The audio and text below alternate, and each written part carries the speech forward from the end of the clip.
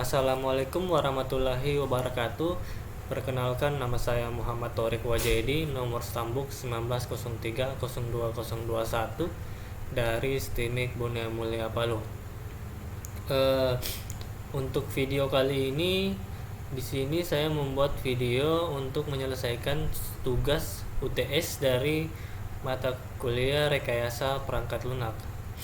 Untuk videonya di sini saya akan menjelaskan tentang definisi dari rekayasa perangkat lunak, kemudian tujuan rekayasa perangkat lunak, dan saya akan menjelaskan DFD saya dari Sistem Informasi Perpustakaan. Langsung saja di sini, yang pertama, apa itu definisi perangkat rekayasa perangkat lunak? Kita bisa lihat di sini.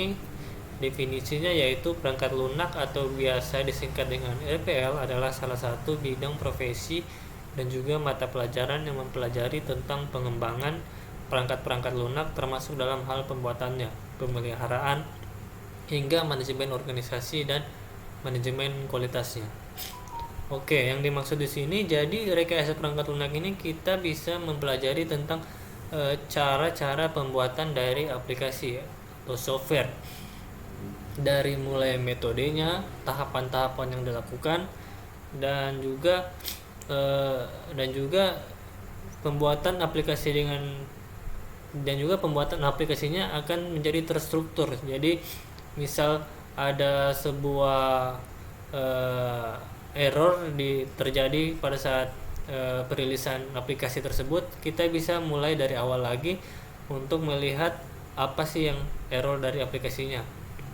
Jadi menurut saya definisinya yaitu kita mempelajari tentang pengembangan atau pembuatan sebuah software dengan cara yang terstruktur seperti itu.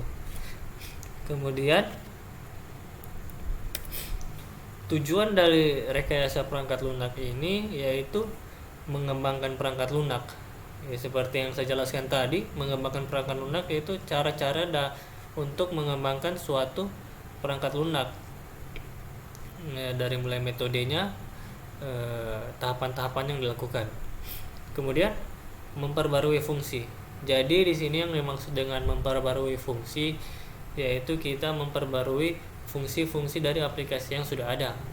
Jadi aplikasi yang sudah ada tersebut akan lebih up to date atau lebih memudahkan lagi untuk user dalam menjalankan suatu pekerjaannya, seperti itu. Kemudian menciptakan user friendly. Jadi tidak hanya mengembangkan perangkat lunak saja, kita tentu saja kita dalam pembuatan aplikasi kita memerlukan suatu tampilan yang mudah digunakan, mudah dilihat. Jadi user itu tidak akan pusing saat menjalankan suatu aplikasi yang kita buat. Jadi salah satu aplikasi yang berhasil mungkin menurut saya yaitu aplikasi yang mudah digunakan user, seperti itu. Kemudian mengintegrasikan peralatan mekanikal dan melakukan perawatan. Nah, untuk melakukan perawatan ini tujuan dari rekayasa perangkat lunak tentu saja bukan hanya suatu yang cara membuatnya, memperbaruinya, menciptakan aplikasi yang bagus atau user friendly. Melakukan perawatan juga termasuk dari tujuan rekayasa perangkat lunak. Jadi aplikasi-aplikasi yang kita buat itu kita lakukan sebisa mungkin perawatan untuk menjaga aplikasi tersebut tetap berjalan dengan semestinya, seperti itu. Kemudian di sini saya akan menjelaskan dari DFD dari Sistem Informasi Perpustakaan. Oke. Jadi aplikasi yang akan saya buat nantinya untuk tugas akhir yaitu yang berjudul Sistem Informasi Perpustakaan. Di sini ada DFD-nya. Jadi DFD-nya di sini ada 3 entitas: petugas, member, dan admin.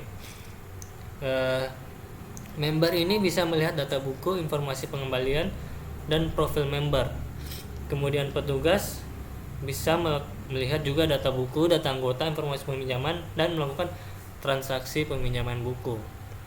Kemudian admin di sini bisa melihat laporan transaksi, data anggota, data buku. Kemudian admin juga bisa melakukan hapus anggota, hapus buku, tambah anggota, dan tambah buku. Jadi admin di sini bisa mengelola semua sistem yang ada di aplikasi ini.